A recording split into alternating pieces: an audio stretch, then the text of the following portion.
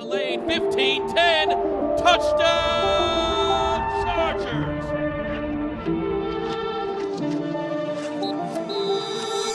Hey everybody, we are back with another episode of Chargers Weekly. Week 6, back from the bye. Cowboys-Chargers on Monday Night Football. And Money, my takeaways from Week 5, obviously the Chargers had it off, but you look at this AFC, doesn't scare me as much as it did maybe before the season started. I think there's 3 teams. One, the Chargers should have beat in Week 1, the Dolphins. 2, the Bills, who lost in London. They'll play in December. Yeah. And obviously, you got to slay the beast of the Kansas City Chiefs, and they're going to have that opportunity. But I look up and down the conference. The Chargers, you may not like how it started the first quarter of this season. They're 2-2, and it's up to them to flip the narrative of their season. And what a golden opportunity against the Cowboys, followed by the Chiefs.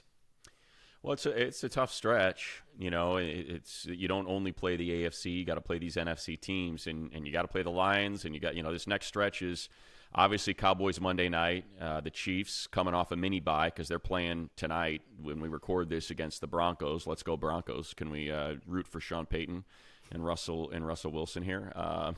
So they get a mini bye. The Chargers get a short week. So that's a tough back-to-back. You'd hate to be 2-4 coming out of that. You'd love to get at least a split. We know it's going to be tough in Kansas City. We know the Chiefs play the Chargers well. The Chargers play the Chiefs well. And we've gone through this, but after that you look and it's like, okay, I can make a case that this is a good stretch for the Chargers to build some win equity. Bears at home, at the Jets, Lions at home, at the Packers, Ravens at home, at the Patriots, Broncos at home, at the Raiders. So just go through that stretch, and the one thing that jumps out at you is, okay, there's winnable games. The Chargers will probably be favored.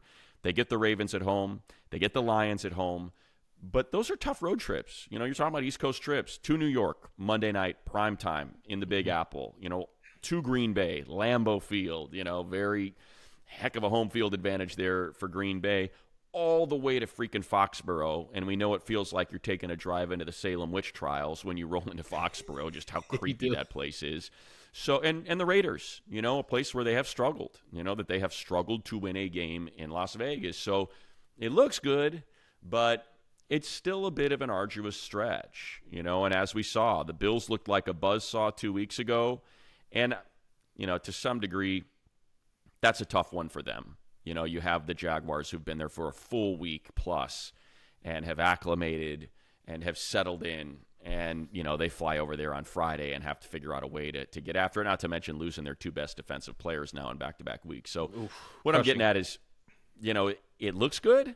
It looks like it's lining up, but you can still make a case of, this is probably a little tougher than maybe it looks on paper when fans are trying to draw out their wins and losses. Yeah, and it's up to the Chargers, frankly. I mean, this week is almost a reset. It sounds like, we're taping this on a Thursday. The first injury report will come out today, but it sounds like everybody except for Joey Bosa was on the practice field earlier this week. We're expecting Austin Ekeler to return to the lineup, which should give that running game some juice.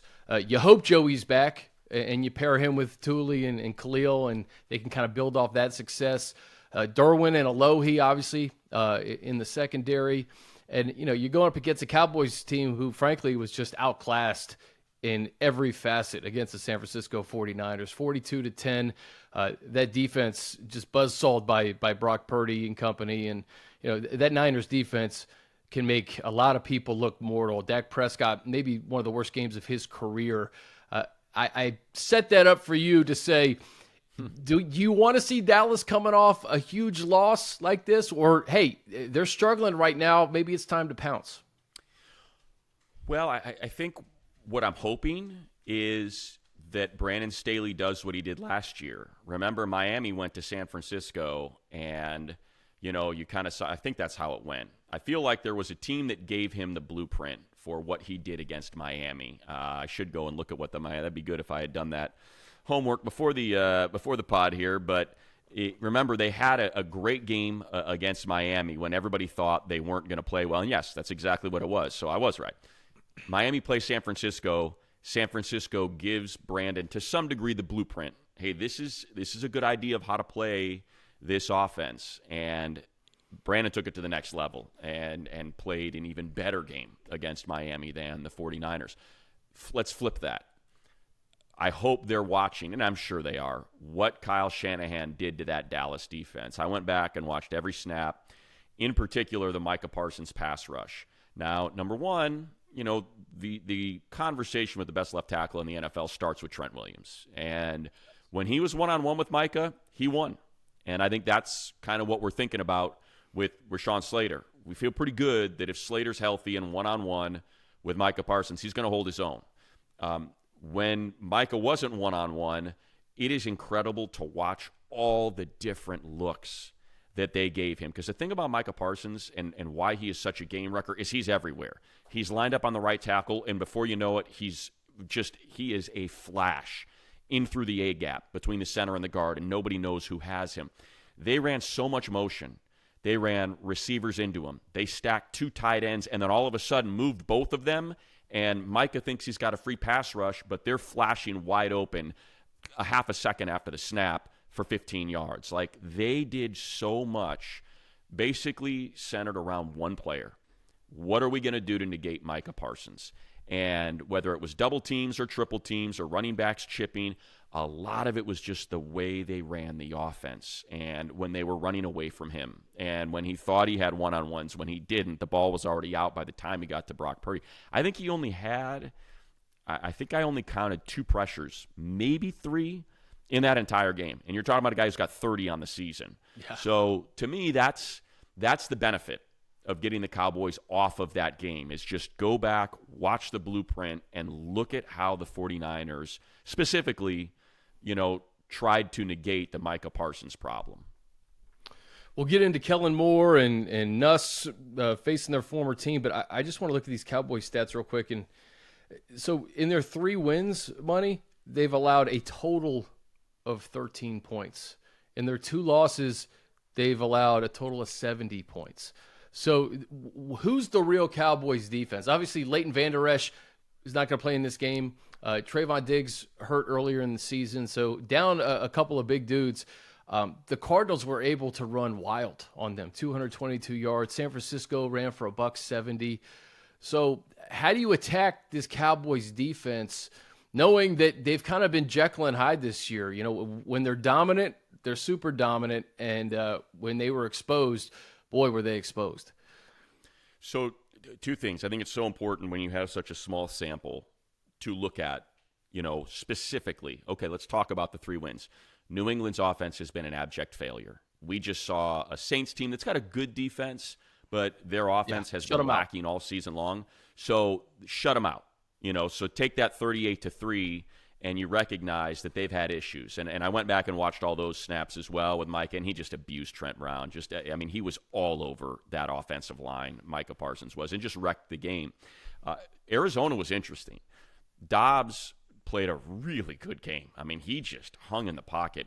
He took a lot of shots and was able to just kind of get what he wanted, waited for those routes to develop downfield, and was getting those chunk plays, which opened things up for the run game that you were talking about, Chris.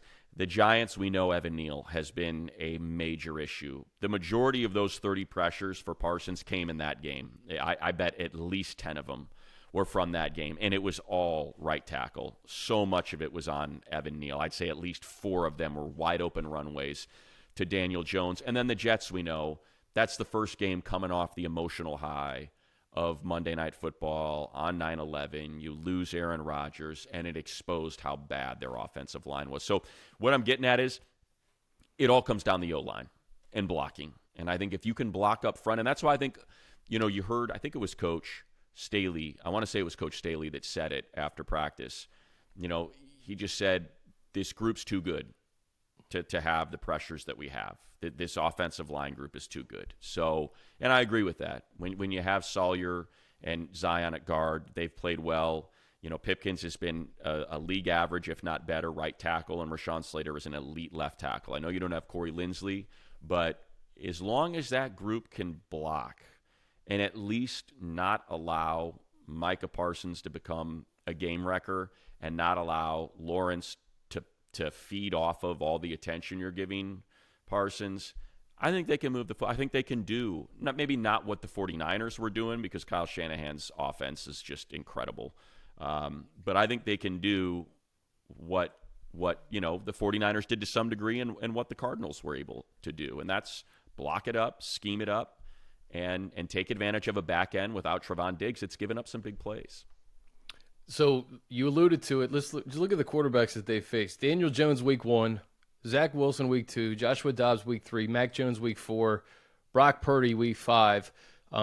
Brock is in probably the best situation in the NFL right now, but Justin Herbert is going to be the best quarterback that they face to this point. And by the way, Kellen Moore is going to be calling the plays. Kellen Moore and Dan Quinn know each other very, very well. Who has the edge in a game like this, Money? Especially Kellen coming straight off the Cowboys coaching staff. I mean, it's not like this is 2 or 3 years removed. He knows this personnel like the back of his hand. Yeah, I think what happens in those, because we have enough film now. You got 5 games of the Cowboys. The Cowboys have 4 games of the Chargers, so they kind of know what the offense looks like, what the defense looks like. If there's any advantage, it's tendencies. It's just being around that person and that coach and knowing, okay, I kind of know where he likes to go in this situation. We're down. This is his gotta-have-it play on 3rd down. That's the sort of stuff that having coached with somebody else will produce. And so I don't think because it's, even Kellen said it when he was hired. He said, look, we're going to use a lot of the stuff that worked here, and then I'll figure out what I want to add to it and how we'll adjust. So if anything, maybe Kellen has a little bit of an advantage there because it's predominantly the exact same defensive roster that they had the last couple years that Kellen Moore had practiced against, day in, day out, all season long, kind of knowing what Dan Quinn wants to do. So I guess if I were to give an edge, it'd be there. The Chargers also, I think, Chris, I forgot to mention this, is Austin Ekeler's back.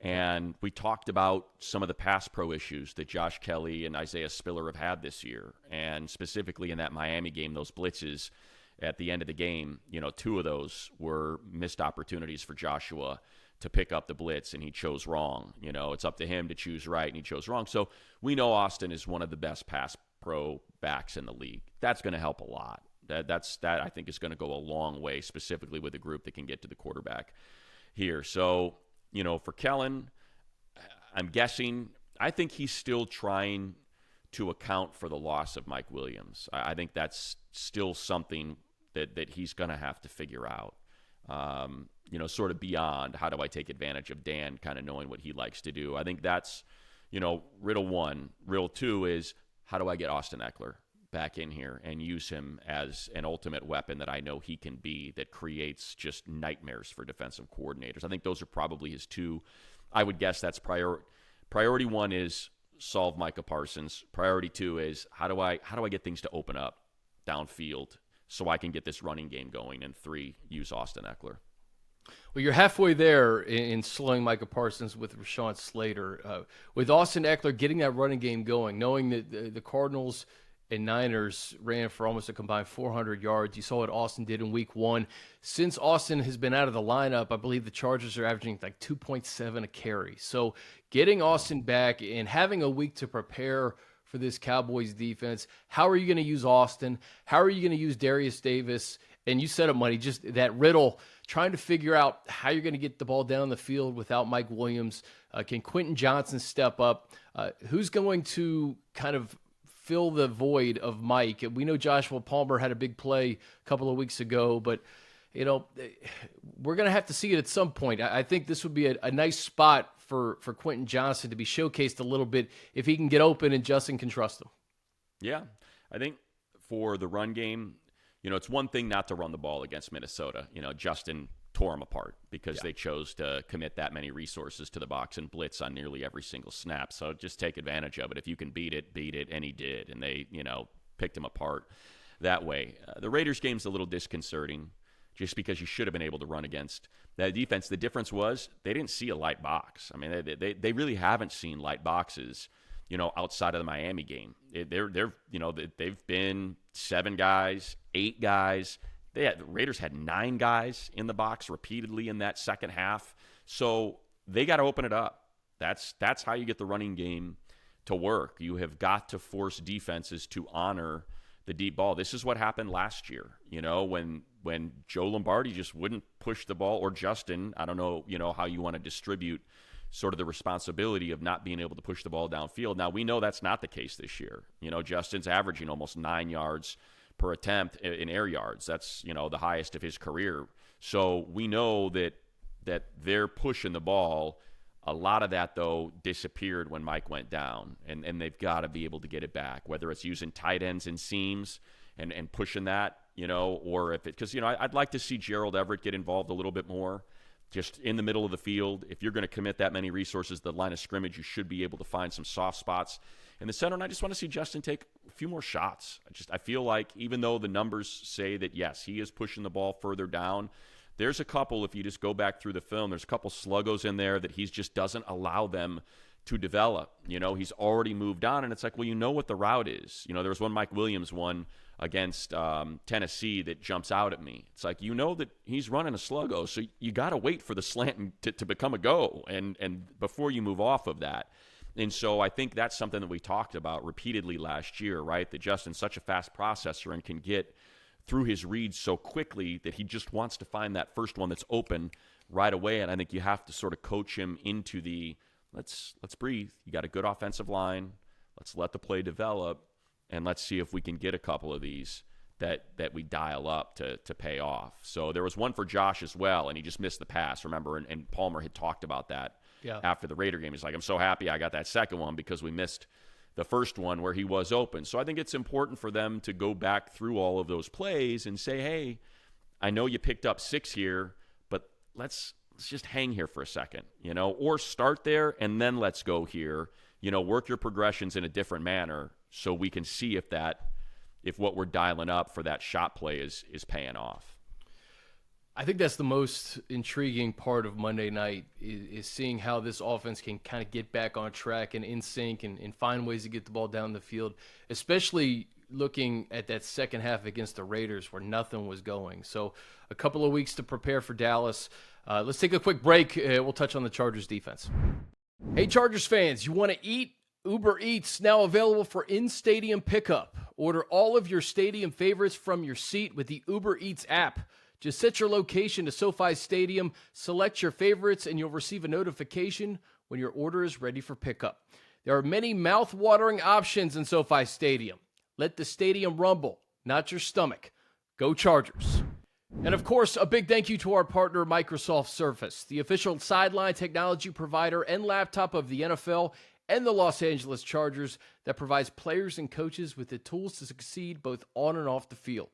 Check out the powerful Surface Pro 9, combining the power of a laptop with the flexibility of a tablet at surface.com. So, Money, I mentioned this. Dak Prescott, perhaps one of the worst games of his career last Sunday night in San Francisco. San Francisco makes everybody look bad. But Dak coming off a 3-interception performance. CeeDee Lamb, there's questions about him getting going. And, obviously Tony Pollard in the backfield. Where do you start in attacking this Cowboys offense if you're Brandon Staley? Well, I start with Terrence Steele because he has given up 17 pressures, 2 sacks, 6 quarterback hits, and a pressure rate that's sniffing 10%. So much like we talked about, against the Raiders with Illuminor, who had very similar numbers. Start there. I think that's kind of attack the weak spot. And that's, whether that's Thule or Joey if he's healthy or Khalil Mack, let's start there and let's see if you can take advantage of that and force Dak into some more problems. It kind of goes back to what we said about the Raiders. You got 2 things you got to take care of: Max Crosby and Devontae Adams. And if you can do that, you should win the game. Force them to beat you. Force them to beat you left-handed. Don't give them the right. So if the right is CeeDee Lamb and Micah Parsons, it starts there. And you take away Micah, obviously, with hoping that he rushes opposite Rashawn Slater and he can hold his own, or you double, you get tight ends, you get multiple tight ends. You make sure Austin Ekeler is always on Micah Parsons' side and has his eyes on him at all time if he's staying in.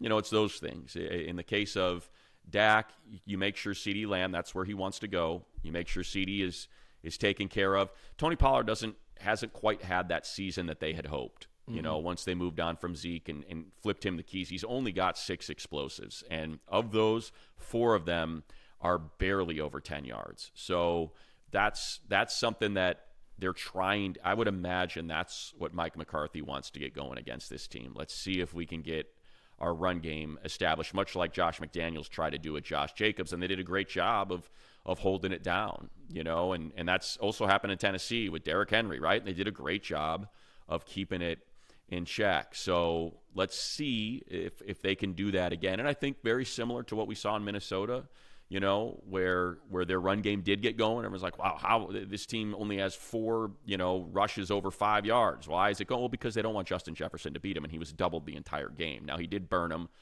for that 53-yarder, and ultimately ended up getting quite a few explosive plays. But that was their priority, was making sure that Justin Jefferson, or at least trying to slow him down. Ultimately, it didn't work. He ended up with nearly 150 yards in that touchdown. But for the most part, so much of that came on that one play. I think that's something to keep in mind, is I'm sure they're going to try to get Tony Pollard going. He is rushing for over 4 per carry. He has just 2 rushing touchdowns. The majority of his runs, and every single one of the explosives came in the A or B gap. So he's going to try to run between the tackles, which means it's an Austin Johnson, Sebastian Joseph Day game, and Eric Kendricks and Kenneth Murray game as well, to make sure be a sound tackler. I feel comfortable with Thule and Khalil setting the edges, but that's not really what he does. He's trying to gash you. So I know that's kind of a lot. I'm sort of ping-ponging all over the place, but I think attack Terrence Steele, make sure CeeDee Lamb does not beat you, because that's what Dak wants to do, and then the interior of that line and the interior of the defense, linebackers, defensive tackles, just sound tackling. So Tony doesn't have an opportunity to have one of those Tony Pollard 200-yard, 2-touchdown games. Yeah, Pollard, 8 carries for 29 yards against the 49ers. CeeDee Lamb, 4 for 49 on just 5 targets. You saw the Raiders, the running game wasn't really going with Josh Jacobs, but they got him going through the air. I think he had 81 receiving yards in that game. So right. Tony Pollard, a similar back who can get going in the passing game. But, the week before you mentioned, the Patriots are just a mess right now. They won 38-3 over New England. And I'm looking at the Cowboys stats here. Tony Pollard, just 11 for 47. Jake Ferguson was your leading receiver. Michael Gallup. So it's not necessarily Justin Jefferson and Jordan Addison and Devontae Adams that you're checking. It's an interesting offense because you lose the tight end Dalton Schultz to Houston, and I think Kavontae Turpin got hurt in that game, if I'm not mistaken. The speedster from TCU that burnt the Chargers in the preseason last year. So I think Pollard and CeeDee Lamb are the 2 guys that you can't let get off in this game against the Cowboys, Bunny. Yeah, you look at targets, and it's pretty balanced. CeeDee's got 39, which is the most for his 28 receptions. But remember, Michael Gallup's kind of coming back off that injury, so he's been eased into it a little bit more slowly. But he's starting to become a big part, and he's got some speed. He's a good player, and he's got 24 targets. Like you met, Brandon Cooks 20. We know what he can do with speed, those explosive plays, and I think that's something this team, and I don't remember how many they had. I think it was 4. I think it was 4 explosive passing plays against the Raiders. But 2 of those were Josh Jacobs. One, just a disaster of missed tackling, on that 3rd and 19 that they allowed him to get 21. So you're hoping that, and I brought this up last week, and I'll mention it again today, the defense has gradually gotten better. They have been asked to win a game.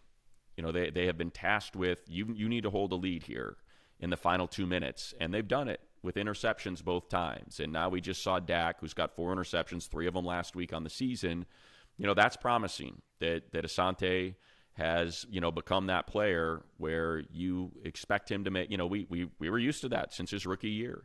He's a gambler, he has some issues in coverage, but he's also exceptional at others. And if he can face the quarterback He's very good at kind of feeling out what's coming his way. He's got a very good mind that way. Where he struggles is if his back is to the quarterback and he's got to track and try to stick with the receiver step for step. That's where he struggles. But so I'd love to see, kind of more schemes that put him in that position where he is facing, the quarterback. A little bit more zone. If you're now comfortable, J.C. Jackson is gone.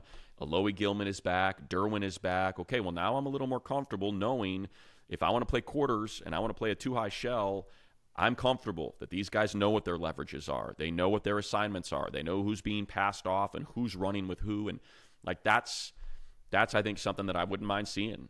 See if you can get into Dak's head and get an early interception, get an early turnover, and try to kind of get that clock working and speed it up, for the remainder of the game. So that's, because of the health, I'm hopeful of that. We saw Dean Marlowe, I thought, excel. I thought he played a great game, a real solid game against the Raiders. So now if you can play that too-high shell, in a dime, and Derwin's out there freelancing as almost a linebacker, that's something that can really create some issues for the Cowboys. So I got a lot of hope for now that everybody's healthy in the secondary, you're settled with your rotation. Let's see if you can, kind of get Brandon Staley to do what he came here to do, and that's coordinate a defense that creates turnovers, that does not allow explosive plays. That's the whole idea of the Vic Fangio defense, the quarters and the too high. You're supposed to keep everything in front of you, so keep it in front of you and force them to have these 10, 12, 13, 17-play drives if they want to score a touchdown, and you hope you can create a mistake on one or two of them. It was encouraging to see the play of Marlowe and Lane a couple of weeks ago in the absence of Derwin and Alohi. You get those guys back. And, I saw an interesting quote from Michael Davis about just not really knowing who was going to start at the beginning of the year with him and JC. And I have to imagine, I'd love to get your thoughts on just the fact that now that we know JC's gone, that Michael Davis can just maybe take a breath and say, hey, this is my starting job now. I don't have to worry about anything but just playing ball. I think that provides a nice reset for the secondary, getting these guys back, but also just kind of the comfort of knowing that, hey, this is my side of the football field, and I'm not looking over my shoulder anymore. I think so much of it, Chris, is just how many rules there are in Brandon's defense. Yeah. How many different things you have to follow and adjustments that you have to make. He likes to confuse. That's what he did against Aiden O'Connell against the Raiders. There's just a ton of pre-snap movement and masking and trying to muddy the picture for him. So when you're on it for a series and then you're not, and then you're back in, and then, I've been sitting for the entire third quarter and now I'm coming in the fourth, and what's my leverage here? What am I supposed, that's, if you're out there the whole time, I feel like you can create that continuity. You know what the rules are. You know what your assignment is on any given play when it's called. And I think that's sort of, to me, that's important. That's important if you're going to run this defense. With Gus, it was simple. It's like, I believe in you guys. This is what we do. We don't blitz. I rush 4. You guys we're playing cover 1 or cover 3, and this is what we do. Let's go get it. Go make plays. That's not Brandon. It's cover 6. It's quarters. It's passing guys off. Am I supposed to pass or am I supposed to run with him? Like you think about that 3rd and 19, Kenneth Murray just got stuck. He was in the wrong spot, and that left middle flat was left wide open. And then you have 2 missed tackles, and that's how you gain 21 yards on a 3rd and 19, because just there's so many rules you have to follow. So to me, that's what comes out of no JC, is these guys can be out there together as long as they're healthy the whole time and know exactly what their assignments are and what they're supposed to do to execute a defensive play call. How do you deploy Derwin now that he's back, Money? Look, I think he's best closer to the ball. I think DJ said something on the air that rings so true. It's like, he can do everything. He's that player. He's that good. He's capable of doing everything. But that doesn't mean that's the best way to use him. The best way to use him is to get him as close to the football as possible. It's blitzing. It's chipping the tight end. It's putting him in the slot over CeeDee Lamb and using, his physicality and his strength to bust him up a little bit and make the day a little bit longer.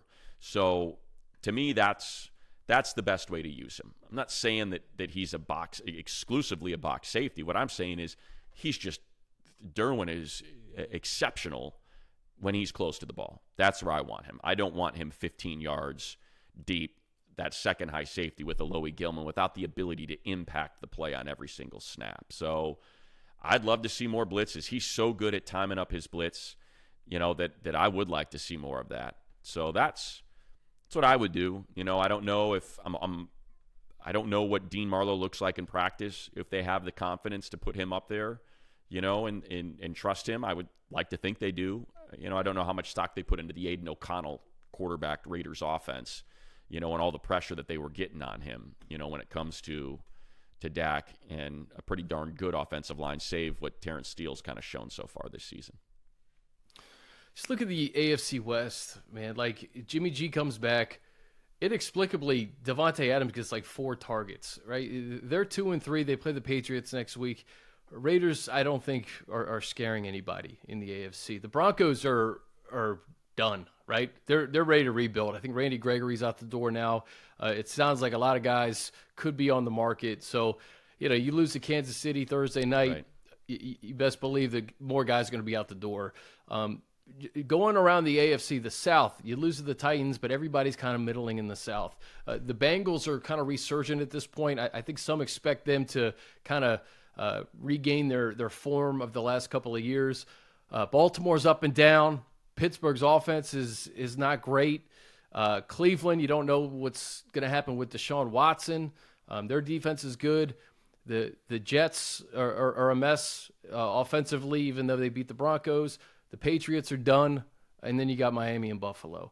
So, the first 2 weeks couldn't have gone worse for the Chargers.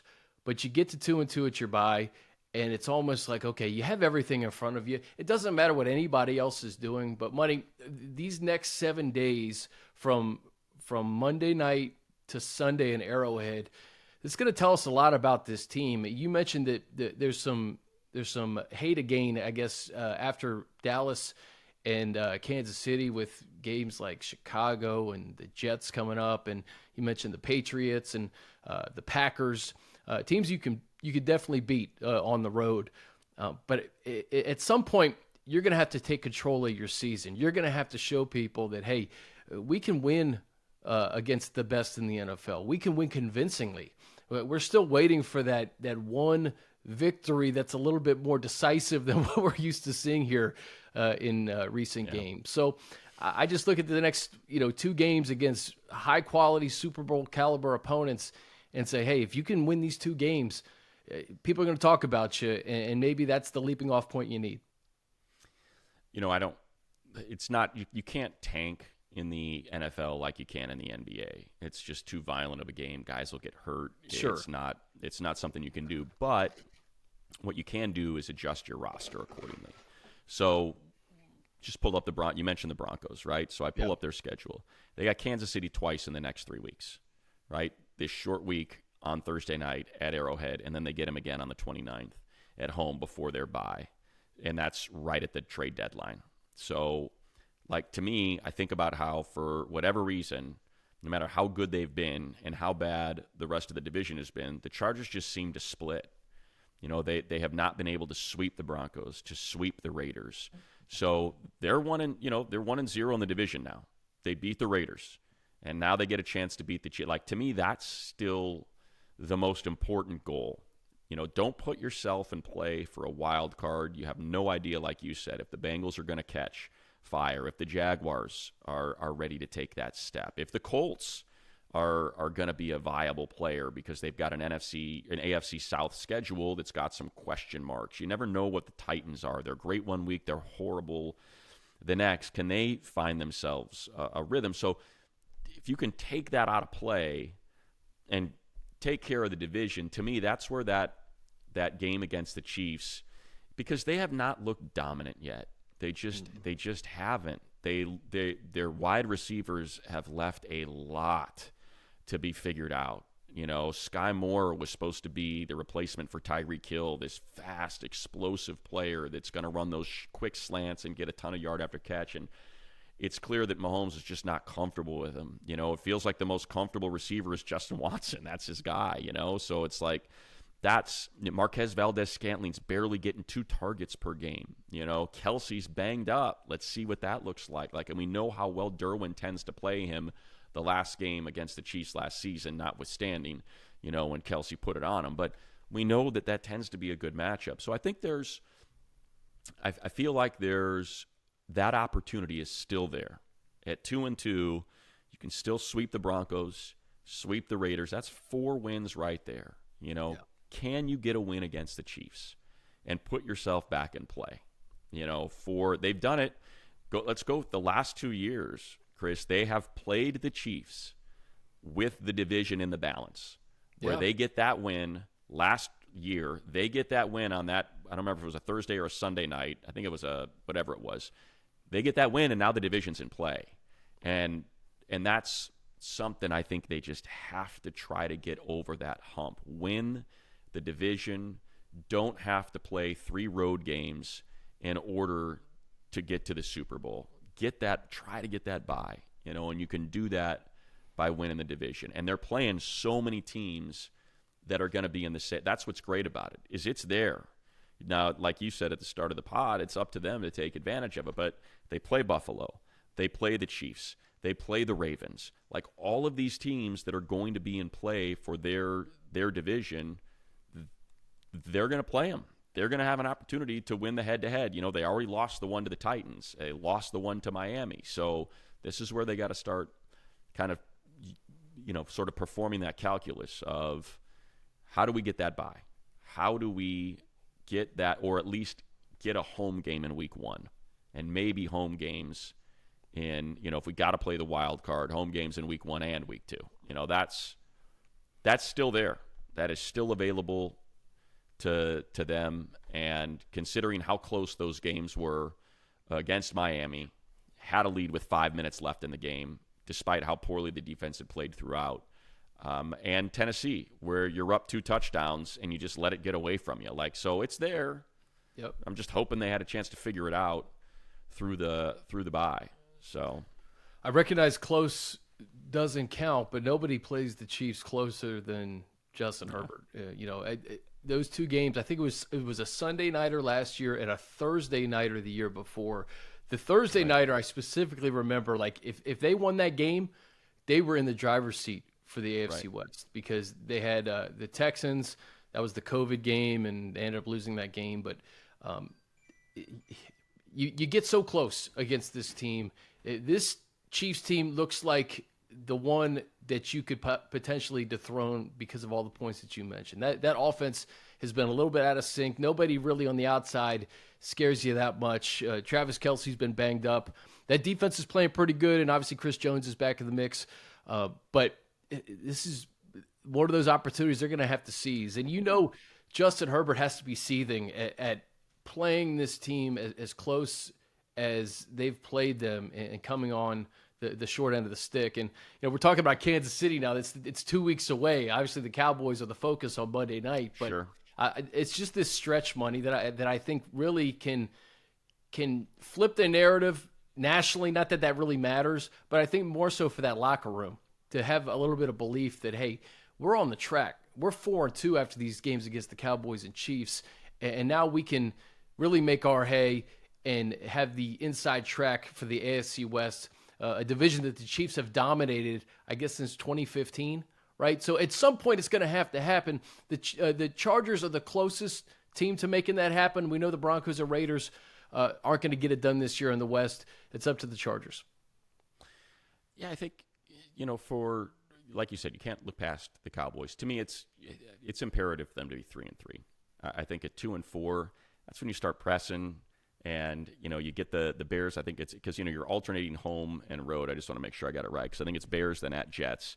I think you're for the rest of the year, right? You're alternating. Right. So if you're 2-4, are you pressing against the Bears? Are you just a little too tight, knowing, okay, we lose this and the season very well could be over? You know, much like it was. Remember when they went to Tennessee, lost that game on those Melvin Gordon fumbles at the goal line. They were 2-5, and it just felt like, man, that was the game. That was the game. You had to be 3-4, and you don't want them to press against the Jets. And then you got the Lions coming in. If now you're 4-4, and you got the Lions coming in, it's like, oh, are we going to go under 500 again? And is this kind of what we are all season? So it's not the end of the season if you lose them both. But to me, I would just hate to go that far below 500 at that point of the season. Get to that, get through those two. Worst case at 3-3, and then you feel a little bit better because you get that the schedule eases up. You're not playing two teams that most people have in the top 5 in their power rankings. So, I'd love to see that split, especially coming off a bye with the Cowboys. And look, if you go back to last year and really kind of the last 2 years when it comes to San Francisco, teams struggle the next week because of how physical that 49ers team is. It tends to have a carryover effect. And we saw it last year with Miami, with the Chargers, where they were still beat up. And the Cowboys got beat up in that game. They got beat up pretty good. So it's a very physical game that the 49ers play, and it can take its toll on you. So I think you take advantage of that. The Cowboys catch a break because they get the extra day of rest, which goes a long way. But, the Chargers are well rested. Cowboys are still going to be feeling that game a little bit. So you hope that they can take advantage, of that. And then, like I said, for whatever reason, the schedule tends to favor the Chiefs in these matchups, whether it's a Thursday night in Kansas City or coming off a mini bye like they are this week, playing tonight as we do this on a Thursday, and then, getting that extra 3 days of rest while the Chargers only get 6 days of rest and have to put a travel day in there. So it's not ideal. I think what I'm getting at here in a very long, circuitous path is feel like you got to win this game on Monday night. This is a big one. This is a big one to be 3-2 instead of 2-3 going to Cincinnati going to Kansas City on a short week. Our buddy James tweeted this to us. The Niners, coming off a game against the Niners, their opponents last year 0-15. There you go. 0-15. This year, I think the Steelers got crushed in week 1, ended up winning their game in week 2. So I don't know what the record is this year, but it just goes to your point from last year. They beat teams up. Dallas with a bit of an advantage with that extra day, and the sky is falling in Frisco right now. So that they're going to come out with their hair on fire on national TV Monday Night Football. And then we have the whole Taylor Swift thing. Is Taylor going to be at the game against the Chargers in 10 days? That's another element, a layer to this that I don't think anybody was expecting. Money. No, I did not anticipate having to come up with a bit of analysis for that, and whether or not the Chargers players are going to be distracted by the idea that arguably one of the most famous people on the planet Earth is going to be in the exact same stadium where they are playing, watching them. Well, Money and DJ be distracted. If the box is right next to the radio booth, that's the question I have. I will not. I don't think I will be. I think if when you come into the presence of superstardom, somebody that's that famous, you tend to feel it. You can feel their presence. So I think if maybe I bumped into to her in the hallway, that would be a bit strange. I think you would feel that. Would you put a picture up? Would you put a picture up in the booth like you did with the snowman? Exactly. Quick. I could bring Jerry Reed with me, although that did not work in Tennessee. So I don't want it to be 0-2. I did not bring it to Minnesota. Maybe we get a selfie, take a photo printer, print it out, and put one up of us and Taylor, so she's in our booth, and now we got that juju with us. Yeah. I would imagine it. I don't think she's got anything else to do. I mean, her movie just came out, right? So she's unless she's out promoting that, my guess is she'll be there on that Sunday, and we'll feel the pressure to perform in front of one of the world's greatest performers of our time and space right now. So you've been prepping all week for this one. Let's just get you out of here on this. Calling a primetime game has to be pretty special for you and DJ. What do you think is going to decide it for the Chargers? We talked about everything, but if you had to kind of distill it down to one or two things, what would they be? Well, just looking at the two losses the Cowboys have this year, It was, even though we don't think of the Cardinals' offense as super effective, it was offenses that were able to maintain the ball, to possess the ball, to not allow the Cowboys to jump up early on them and let that pass rush pin their ears back, knowing that teams had to pass the ball in order to get back into the game, that they were too far back. So to me, and the Chargers, we know, are very good at this. Whether it's in a win or a loss, they will keep it close. So it's keeping it close, keeping their offense, forcing their offense to not be able to just take the air out of the ball and run it a bunch of times, but have to run, Dak Prescott out there into danger, trying to take advantage of that on your pass rush. So I know it's not the most, intricate plan, but I think have your offense be successful. Put some points up on the board. Get the Cowboys behind. Force them to chase points. Not sit on a lead. So to me, that's a big part of it, a big part of why it got away from them in San Francisco. It wasn't just how dominant the 49ers defense was. It was that offense put up a ton of points quickly, and they just could not recover. It was too hard for them to try to get back into it. I don't think very highly of Mike McCarthy as a play caller. I don't feel like when you watch that game back and you just see the offense that Kyle Shanahan is running, it's probably not fair to Coach McCarthy, but because he's going against a dude that's just so freaking good at play calling. But just the difference is night and day. The gap was massive. And so, let's make this a Kellen Moore game. They made Kellen a scapegoat coming out of that 49er game, and that's all that was. That was a complete scapegoat. Our offense couldn't get anything going against the 49ers in this playoff game. We blame Kellen Moore. I'm taking control of it. Our defense was good enough. The offense wasn't. So, get it for Coach Moore. Go out there and prove that play card is nothing more than a Denny's menu in McCarthy's hands, and get Kellen some big plays and put some points on the board.